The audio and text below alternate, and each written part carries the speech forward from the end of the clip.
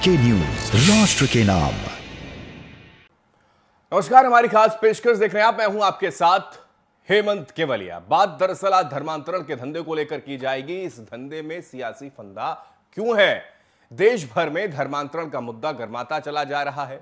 लोगों की मांग है कि इसको लेकर सख्त से सख्त कानून लाया जाए और ऐसे लोगों को सलाखों के पीछे डाल दिया जाए। पर सवाल यह है कि कैसे? ये सवाल इसलिए क्योंकि जब पुलिस एक्शन मोड में आ जाती है तो कुछ नेताओं को मिर्ची लगनी शुरू हो जाती है। हाल यह है कि मौलाना को मेरठ से पकड़ा गया और दिल्ली में बैठे नेताओं के आंसू निकलने शुरू हो गए। और ये कोई और नहीं बल्कि आप नेता हैं जो दिल्ली दंगे के समय सबसे ज्यादा चर्चा में आए। नाम है अमानतुल्लाह खान, जिन्हें यूपी एटीएस के एक्शन में खतरा नजर आने लगा। बता दें कि इस्लामिक स्कॉलर मौलाना कलीम सिद्दीकी को 5 अक्टूबर तक 14 दिनों की न्यायिक हिरासत में भेज दिया गया है और कलीम सिद्दीकी पर अवैध धर्मांतरण का आरोप है।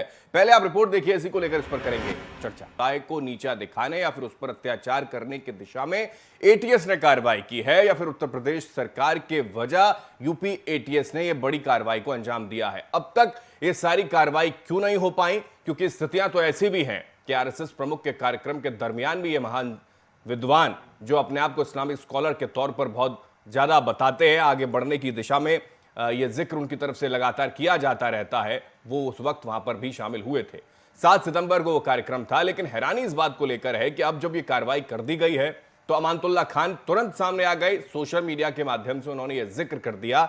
हैरानी यह भी है कि अब आम आदमी पार्टी की ओर से कोई भी प्रवक्ता, कोई भी नेता इस पर बोलने को तैयार नहीं, जो अमानतुल्लाह खान की तरफ से कह दिया गया कि मुसलमानों पर अत्याचार करने का प्रयास दरअसल उत्तर प्रदेश की सरकार कर रही है, क्योंकि इसका सीधा फायदा 2022 के चुनाव के वक्त में योगी सरकार लेना चाहती है। लेकिन इसमें भी कोई दो राय नहीं है कि धर्मांतरण के मामलों को लेकर कई गिरफ्तारियां उत्तर प्रदेश में पिछले कई समय से होती चली आ रही हैं और उसी कड़ी में एक बड़ा नाम निकलकर सामने आया, जहां पर विदेशों से इसको फंडिंग होती थी और इस फंडिंग के जरिए मदरसों में चाहे वो हथियारों को सप्लाई करने का गोरख धंधा हो या फिर हलाला को लेकर फंडिंग करने का कार्यक्रम हो, ये सभी काम किए जा रहे थे। और हैरानी इस बात को लेकर भी है कि उत्तर प्रदेश के अंदर अगर ये नेटवर्क सक्रिय था तो तब तक पुलिस प्रशासन के नुमाइंदे क्या कर रहे थे? ये तमाम सवाल हैं जो हर किसी के जहन में है और वो इस वजह से भी आने चाहिए कि उत्तर प्रदेश का चुनाव नजदीक आते आते ऐसी कार्रवाई को अंजाम देने की दिशा में के संकेत आखिर हैं क्या?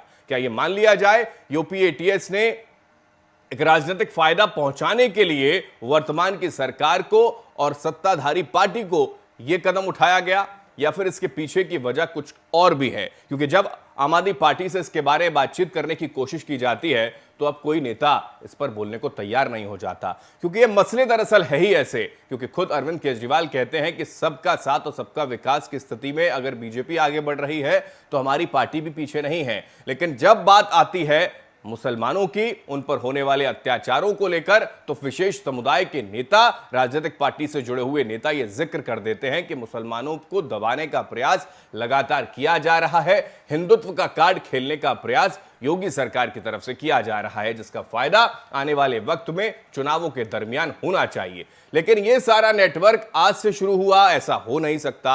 ये पुराने पिछले कई सालों से नेटवर्क पर काम किया जा रहा था, जिसमें कई करोड़ की फंडिंग विदेशों से भी आ रही थी, जो वाकई हैरान परेशान करती है कि मदरसों को चलाने का, क्योंकि मदरसों का अगर जिक्र किया जाए तो खुद कलीम सिद्दीकी का अगर जिक्र करें तो वो जामिया इमाम वलीउल्लाह इस्लामिया के निर्देशक भी हैं और इसी वजह से उन पर कई और मदरसों की जिम्मेदारी हो जाती है या फिर उनका सीधा कनेक्शन मदरसों से हो जाता है, जिसमें चाहे वो अब क्योंकि अलग अलग तरीके से इसको लेकर अब बयानबाजियां शुरू हो जाएंगी कि ये मौलाना साहब विद्वान हैं, लेकिन विद्वान के साथ साथ फंडिंग, हलाला फंडिंग को लेकर या फिर मदरसों में अलग तरीके से, गलत तरीके से अवैध हथियार को सप्लाई करने का प्रयास भी किया जा रहा था। क्या ये ऐसी स्थितियां भी हैं? क्योंकि ऐसे मामले लगातार पिछले कई समय से निकलकर सामने आते रहे हैं। क्योंकि अलग अलग कानून जब उत्तर प्रदेश सरकार की तरफ से बनाने का प्रयास किया, चाहे वो लव जिहाद का ये एंगल हो, तो ऐसे मुद्दों पर सरकार को घेरने की दिशा में विरोधी पार्टी के नेता सामने आ जाते हैं। आज ही के ट्वीट का जिक्र अगर कर ले तो कांग्रेस पार्टी के नेता यानी कि दिग्विजय सिंह की तरफ से यह कह दिया गया है कि मुसलमान बच्चे कम पैदा कर रहे हैं। यह संकेत उनकी तरफ से देने की कोशिश की जा रही है कि उत्तर प्रदेश में हिंदुत्व जो है वो हावी हो जाएंगे और आपको कोई पूछने वाला होगा नहीं। हर कोई अपनी अपनी दिशा में अपनी जमीन को तलाशने की कोशिश में लगा है।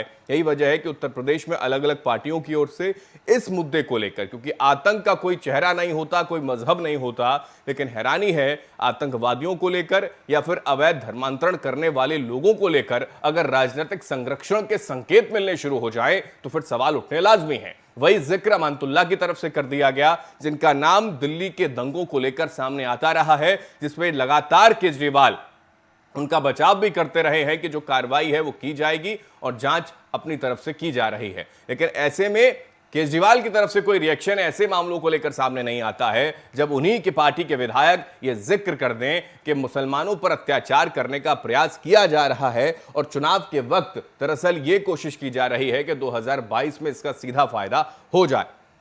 हमारे साथ इसी पर चर्चा करने के लिए कुछ मेहमान जुड़ेंगे कुछ देर में, लेकिन सबसे पहले हमारे साथ धनुष कुमार जी राजनीतिक विश्लेषक के तौर पर जुड़ गए। धनुष जी, बहुत स्वागत है आपका पीके न्यूज में। बहुत बहुत धन्यवाद। धनुष जी, सबसे पहले शुरुआत, क्योंकि अभी एक बड़ी कार्रवाई को अंजाम दे दिया गया, लेकिन अंजाम दिया उसके तुरंत बाद एक रिएक्शन सामने आ जाता है आम आदमी पार्टी का, अमानतुल्लाह खान का। वो कहते हैं कि मुस्लिमों पर अत्याचार करने की दिशा में एक कदम है और उसके साथ साथ चुनावी फायदा लेने का प्रयास है। क्या कहेंगे? 2 लाइन से शुरुआत करूंगा। किसी और देश के सह पर हमारे देश को गंदा कर रहा है, किसी और देश के सह पर हमारे देश को गंदा कर रहा है, बनकर मौलाना धर्मांतर का धंधा कर रहा है। देखिए, सवाल यह उठता है कि मौलाना, मान लिया मुस्लिम समुदाय के लिए मौलाना बहुत बड़ा शब्द होता है। जैसे हिंदू में पंडित पुजारी, उसी में मुस्लिम में मौलाना मौलवी का बहुत बड़ा एक स्थान पाया जाता है। बिल्कुल। लेकिन जब ऐसे लोग गंदे काम करने में संलिप्त पाए जाते हैं तो कहीं ना कहीं मुस्लिम समुदाय की जो छवि है भारत में, एक भारतीयता की, उस पर प्रश्न चिन्ह उठता ही उठता है। सवाल यह होता है कि ये कौन है मौलाना। जब ये मौलाना, मान लीजिए एमबीबीएस, हर आदमी से पूछिएगा क्या बनोगे, डॉक्टर, इंजीनियर, साइंटिस्ट, वैज्ञानिक, ये सब बनूंगा। जब ये पास भी कर गया, इसके मंशा को देखिए। इस पर पुलिस हर एंगल से, मीडिया ट्रायल हर एंगल से होनी चाहिए। पुलिस भी हर बात को देखिए। पुलिस जो है कभी भी एकदम से किसी के ऊपर हाथ नहीं डालता, खासतौर पर ऐसे लोग जो कि कई पदों पर बैठे हुए, जैसे आपने कहा, क्योंकि इनके कई मदरसों से जुड़े हुए हैं। बिल्कुल। तो उत्तर प्रदेश पुलिस एटीएस जो है, खासकर एटीएस के विषय में कहा जाता है कि वो तमाम पहले इंक्वायरी करते हैं, रेकी करते हैं, सबूत जुटाते हैं। जब उनको लगता है कि वाकई, यानी साक्ष्य को देखते हुए कि वाकई ये डायरेक्ट रूप से इसमें इन्वॉल्व है, तब उसको अरेस्ट किया जाता है। तो इस परिस्थिति में कोई नेता, जैसे आपने कहा अमानतुल्लाह का तो विवादों से नाता रहा। केजरीवाल जो है एक तरफ सत्यता की बात करते हैं, भारतीयता की बात करते हैं, एकता अखंडता की बात करते हैं, और जो ऐसे लोगों को टिकट देते हैं जो पहले से विवादित हो, क्योंकि उसको भी मुस्लिम वोट चाहिए। जब तक दिल्ली में चुनाव था तब तक शाहीन बाग चलता रहा। दिल्ली में चुनाव जीत गए, शाहीन बाग खत्म हो गए। तो पूरे भारत को ये बात पता, और जैसे कि आज आपने कहा अपने बुलेटिन में कि उनका एक भी नेता चाहे कोई भी इस पर बयान देने के लिए राजी नहीं है। बिल्कुल। तो सवाल होता उत्तर प्रदेश, खासकर मैं 2-3 बातें आपको जानकारी दे दूं, क्योंकि मैं उत्तर प्रदेश अभी भ्रमण कर रहा हूं। एक मीडिया मैन होने के नाते, पत्रकार होने के नाते, लोगों में देखिए, खासतौर पर जो पांचों पार के नवाजी लोग हैं, चाहे उसमें महिला हो, पुरुष हो, बच्चे हो, उनका मत तो बिल्कुल सत्यता पर है कि इस्लाम कहता है कि धर्मांतर जो है वो गलत है, इसलिए वो लोग कभी धर्मांतर का पैरोकार नहीं करते हुए देखे गए। लेकिन वो लोग जिनका मकसद ये सियासत, जैसे मान लीजिए बाहर से पैसा लेना, यहाँ पर राजनीति करना, इन लोगों का मकसद ये है कि किस तरह से जो हिंदू, गरीब हिंदू है या कर्ज में डूबा हुआ हिंदू है, मैं बेबाकी से बोल रहा हूँ क्योंकि मैं हिंदू, ऐसे बहुत लाचारी है क्योंकि हमारे देश की आबादी बहुत ज्यादा है। ऐसे लोगों को पहले मिशनरी करते थे, अब ये मुसलमान खास तौर पर। इनके ऊपर जो आरोप है कि लगभग 4 लाख लोगों को, हेमंत साहब, ये बहुत बड़ी बात है। ये संख्या देखिए, अब तक में, मतलब ये बुढ़ापे तक में, जवानी से लेकर बुढ़ापे तक में 4 लाख लोगों का धर्मांतर कर चुका है। तो ये जो है हमारे देश का, ये कोई उपलब्धि नहीं है, बल्कि मुस्लिम के लिए भी ये हानिकारक है और हिंदू के लिए भी हानिकारक है, क्योंकि ना हिंदू इजाजत देता, हिंदू ग्रंथ, ना इस्लाम देता है। बिल्कुल। इस्लाम में और एक विचार जो है, एक जो विचार है, उन्होंने ये जिक्र किया कि शरीयत की बनी हुई व्यवस्थाओं को लागू किया जाना चाहिए। ये विचार मौलाना साहब रखते हैं। हैरानी इस बात को लेकर है कि ऐसे कार्यक्रम में वो शामिल होते हैं जहां पर राष्ट्र सर्वोपरि होता है, चाहे आरएसएस प्रमुख के कार्यक्रम का जिक्र कर ले धनुष जी, लेकिन वहां स्थितियां ऐसी हैं कि उनका जो माइंडसेट है वो ये कहते हैं कि शरीयत की बनी हुई व्यवस्था को ही लागू होना चाहिए, उसी के नियम कायदों को लागू होना चाहिए।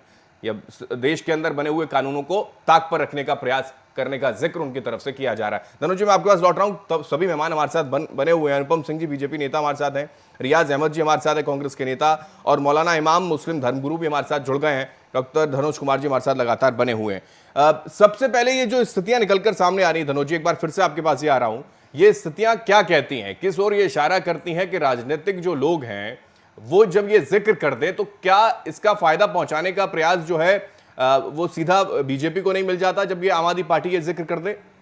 देखिए, बीजेपी को तो शुरू से फायदा है, उसको छोड़िए। बीजेपी तो देखिए, योगी जी बेबाकी से कहते मीडिया के सामने, मंच पे भी, कि जो गलत करेगा उसको ठोकेंगे। वो तो ठोकने तक की बात करते हैं। वो इसमें हिंदू और मुस्लिम नहीं देख रहे, वो चाहे वो विकास दुबे का हो, चाहे ये तीनों जो है खान ब्रदर्स, जो अपने आप को उत्तर प्रदेश का खुदा कहते थे। क्योंकि मुलायम सिंह यादव, मैंने अपनी आंखों से देखा है, अखिलेश यादव, उन लोगों को उनके आगे गिड़गिड़ाते देखा, क्योंकि उनकी इतनी वर्चस्व है, तो वो अपने आप को उत्तर प्रदेश का खुदा कहता था। ऐसे खुदा को योगी जी किस तरह सेल में बंद कर रखे, जिस पर आप देखेंगे अनर्गल बयान आता है। लेकिन आप जो सियासत की बात की है, तो आज तमाम पार्टी, देखिए आम आदमी पार्टी की नजर कहां पे है, क्योंकि संजय सिंह को आगे बढ़ाकर, मैंने एक हिंदू को आगे बढ़ाकर मुस्लिम सारा वोट, क्योंकि देखिए उत्तर प्रदेश का कोई भी हिंदू दूसरे को वोट देने नहीं जा रहा, और मुस्लिम वर्ग भी, मैं खुद जाके मिलता हूं, उन्होंने कहा अमन चैन के लिए, मैंने कहा ना, जो नमाज पढ़ते, जो खुदा में विश्वास करते हैं, वो कभी भी योगी जी के विरोध में नहीं है, वो जो है शांति अमन के विरोध में। लेकिन ये लोग जो सियासत कर रहे हैं, इस सियासत से इनके चेहरे उजागर हो रहा है कि इनकी जो कुर्सी है उसका रास्ता लालच से होकर गुजरता है। तो मैं आपके चैनल के माध्यम से कहना चाहूंगा कि ऐसे लोगों पर कार्रवाई हो रहा है, तो ऐसे लोगों के साथ देने वाले जितने भी लोग हैं, ये कार्रवाई आज की नहीं है, उजागर हो रहा है। बिल्कुल, ये कार्रवाई पिछले कई समय से चली आ रही है, लेकिन हैरानी है कि चुनाव नजदीक आते आते अगर ये एक्शन ले लिया तो उसे सियासत से जोड़ दिया जाता है। मौलाना इमाम जी हमारे साथ है, मुस्लिम धर्मगुरु। मौलाना जी, आवाज मिल रही है आपको? इमाम साहब, मौलाना इमाम जी, आवाज आ रही है आपको? जी आवाज आ रही है। इमाम साहब, ये जो कार्रवाई की गई उसको एक राजनीतिक मोड़ देने का प्रयास भी किया जा रहा है, दूसरी तरफ ये भी जिक्र राजनीतिक लोगों की तरफ से कर दिया गया। अमानतुल्लाह खान को आपने देखा होगा, उन्होंने जो ट्वीट किया है, उन्होंने कह दिया कि मुस्लिमों पर अत्याचार करने का प्रयास है। क्या आप भी इसको इसी एंगल से देखते हैं, इसी चश्मे से देखते हैं? देखिए, उत्तर प्रदेश की हुकूमत पिछले 6-5 सालों से जो है इस तरह के हथकंडे इस्तेमाल करती है। अभी इनके पास, मेरी बात पूरी होने दीजिएगा। हाँ जी। अभी इनके पास कोई ऐसा, इन्होंने 5 सालों में कोई काम नहीं किया है कि जिसको ये आवाम में लेकर जाए और कह दें कि हमने ये काम किया है, शिक्षा पे, स्वास्थ्य पे, या बिजली है या पानी है, इन पे काम किया है। सिर्फ इन्होंने राजनीति की है तो हिंदू मुसलमान पर, राजनीति की है तो मंदिर मस्जिद पर, राजनीति की है तो इन्होंने, बल्कि आप देखें अभी जो कोविड के दौरान लाशें जो बिछ रही थी गंगा किनारे पड़ी थी, मुसलमान की थी, हिंदू की थी। योगी जी का एक बयान दिखाइए, एटीएस ने जो कार्रवाई की है सर, आप स्वागत करते हैं क्या? एटीएस ने कार्रवाई की, स्वागत है? सिर्फ सिंपल सवाल सर मेरा, जी, जो एटीएस ने एक्शन लिया सर, क्या वो ठीक है? देखिए, एक्शन लिया ठीक है, अगर उनके पास दलील, उनके पास सबूत है तो उसको सामने लाए। इससे पहले 10 से ज्यादा अपराध इसी धर्मांतरण मामले में गिरफ्तार हुए। उन पे अभी चार्जशीट तक दाखिल नहीं हुई है, साल भर होने वाला है। पुलिस क्या कर रही है? अगर आपके पास सबूत, आप चार्जशीट दाखिल करिए ना, उनको जो सजा है वो दिलाइए। और जब पकड़े जाते हैं तो मीडिया में बड़ा हुल्लड़ होता है कि फला सिद्दीकी, फला मौलाना, फला इमाम पकड़ लिया गया है। लेकिन वही जब बेगुनाह छूटता है तो कोई मीडिया वाला नहीं दिखाता कि हमने जिसको साल भर पहले दिखाया था कि पकड़े गए थे, आज वो बेगुनाह साबित हुए हैं। किसी मीडिया जो छूटा जाएगा उसको भी दिखाया जाएगा, जो पकड़ा जाएगा उसको भी दिखाया जाएगा। आप पता नहीं कौन से चैनल को लेकर बैठ जाते हैं जो सिर्फ ये दिखाई देता है कि मुस्लिम धर्म गुरुओं को सलाखों के पीछे डाल दिया जाता है। आप मुझे लगता है उसी चैनल को ओपन करके बैठते हैं जिसमें कहीं ना कहीं परेशानी आपके लिए सर। और भी चैनल को स्विच किया कीजिए। वीके न्यूज देखिए सर, आप वीके न्यूज देखिए। ठीक है, मैं आ रहा हूँ मौलाना साहब, आ रहा हूँ मैं आपके पास आ रहा हूँ। अनुपम सिंह जी, क्या ये जो कार्रवाई की जा रही है, क्योंकि एक पीड़ा परेशानी मौलाना साहब के सामने आ गई, चुनाव नजदीक है, इसका फायदा लेने की कोशिश करते हैं आप लोग? धर्मांतरण की कई और गिरफ्तारियां हो गई, एक्शन लिया नहीं गया, चार्जशीट तक दाखिल नहीं हुई, कह रहे हैं सर। अनुपम जी, देखिए, पहली चीज तो ये जो चीजों को रंग देने का प्रयास करते हैं विपक्षी पार्टी, वो उत्तर प्रदेश की जनता को सब पता है। आज जो है इस समय जो धन परिवर्तन का विधेयक पास हुआ था 2020, उसके लागू होने के बाद मैं बता रहा हूं आपको, लगभग 50 से ज्यादा मामले दर्ज किए जा चुके थे। ठीक है, इसमें से आधे से ज्यादा मामले तो केवल वेस्ट यूपी में थे। हमारे साथ में इसमें जो 50 मामले दर्ज हुए हैं, मोटा मोटा के बात करें, जिसमें 25 मामलों की विवेचना चल रही है और 3 मामलों में फाइनल रिपोर्ट भी आ चुकी है। समस्या क्या है, धर्मांतरण जो आगे तारीख हो रहा है वो बेचारे गरीबों को भला फुसलाकर फेलोशिप देने के नाम पे 10 से 50 हजार रुपए तक इनको देने का लालच दिया जाता है और धर्मांतरण किया जाता है। मेरा ये केवल कहना है, माननीय योगीनाथ जी की सरकार है, वो किसी भी तरीके से कोई भी चीज, ये मामला धर्मांतरण का है ही नहीं, ये मामला है राष्ट्रीय सुरक्षा का। आप समझने का प्रयास कीजिए। आज की तारीख में अगर राष्ट्रीय सुरक्षा का ये मामला है, धर्मांतरण का नहीं, ये बात बिल्कुल एक टैगलाइन बना दीजिए। कोई भी राष्ट्रीय सुरक्षा के साथ में कोई खिलवाड़ करने का चेष्टा करेगा तो वो सरकार उसको कतई बख्शेगी नहीं।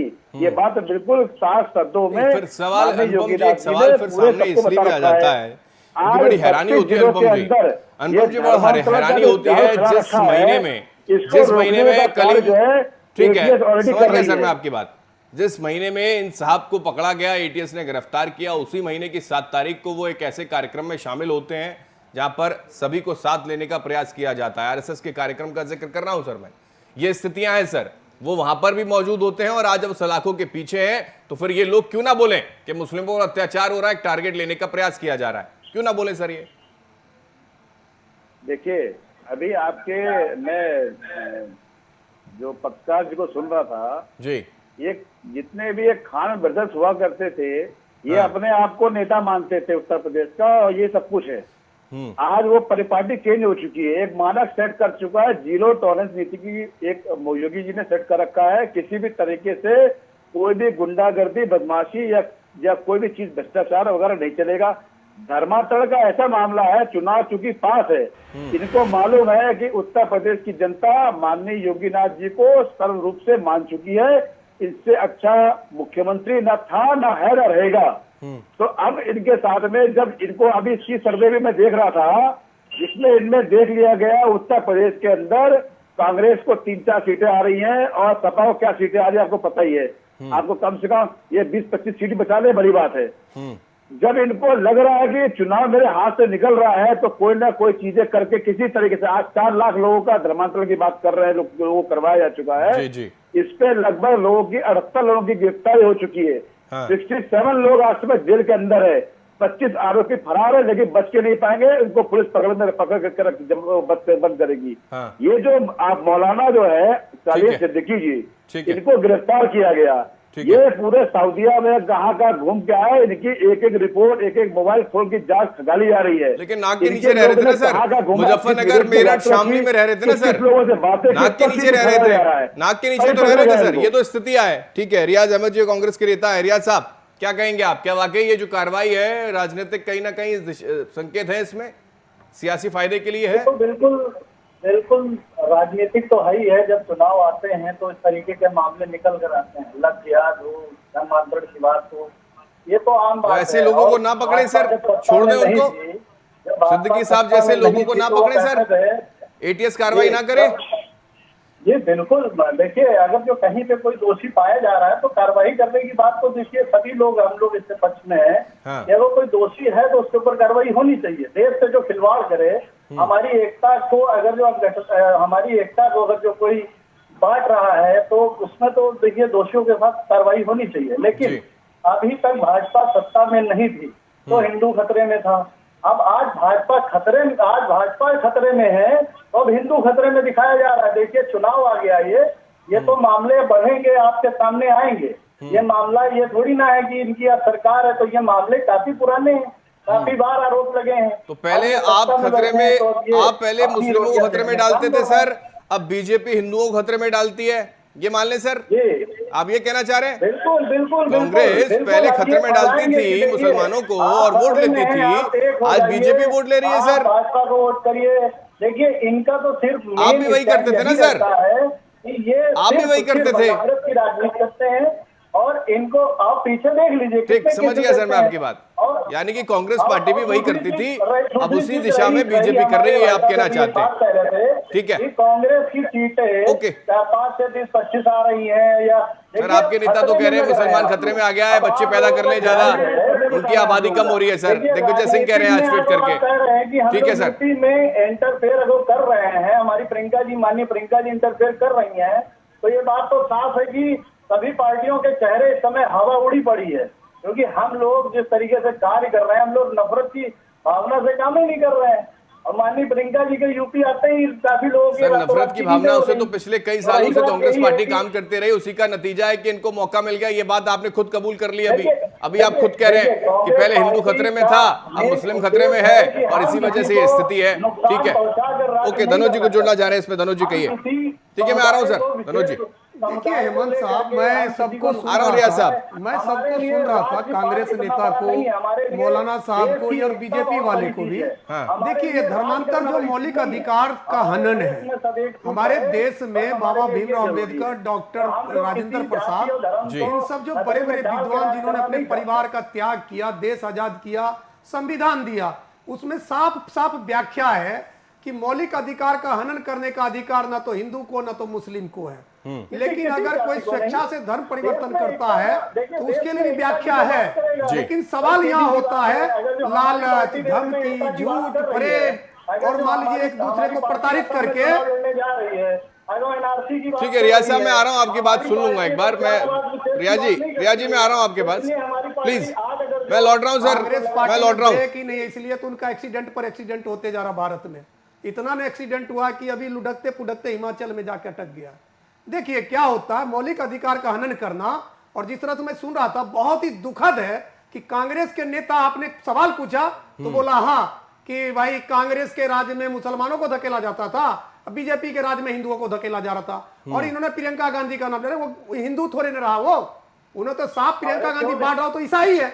कोई भारत का हिंदू प्रियंका गांधी का बात क्यों मानेगा, क्योंकि वो हिंदू रही नहीं। और गांधी परिवार पर तो पहले से निशान लगा हुआ है कि ना तो वो मुस्लिम साबित कर पाया अपने आप को, ना हिंदू साबित कर पाया। भारत के एक एक हिंदू आज इतना सजग है कि मौलाना, देखिए अमानुल्लाह है, ट्वीट कर रहा है, अगर अमानुल्लाह को दम है तो उस जगह जाके वो बोले जहां पर अरेस्ट किया गया। आज मेरठ में, मैं आपको बता रहा हूं, मैं रात में जो कहते सहारनपुर तिराहा में था, वहां मुसलमानों का बनोट में था, सारा मुसलमान थे। सबने कहा कि मुसलमानों को ठगने के लिए ये जो पार्टी है, मैं बेबाकी से नाम ले सकता हूं अगर आप चाहेंगे, समझे, ब्रेक लगाई अपने में।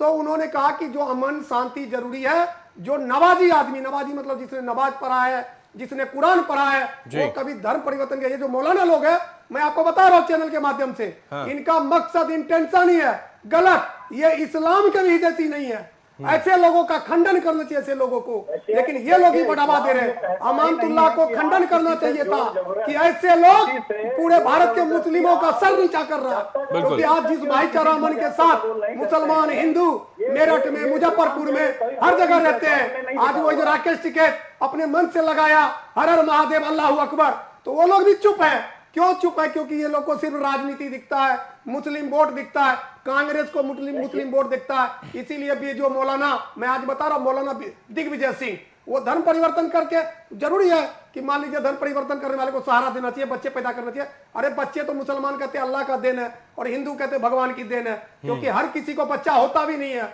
आज हमारे देश का आप डेटा निकालेंगे तो बहुत ऐसे माँ बाप है, एक सेकंड लूंगा मैं, कि वो गोद लेके माँ बाप बने हैं। तो इन चीजों पर ख्याल रखना है। जो रामायण को मानने वाले, गीता को मानने वाले, वो भी कभी गलत काम नहीं करते। जो इस्लाम में कुरान को मानने वाले, वो भी गलत काम नहीं करते। ऐसे ऐसे मौलाना वाकई में जाहिल, गवार और चोर, लुच्चे, लुटेरे और भारत के सबसे बड़े खतरनाक प्रवृत्ति को जन्म देने वाले हैं। ये है ड्रीम मीडिया नेटवर्क और आप देख रहे हैं देश का पहला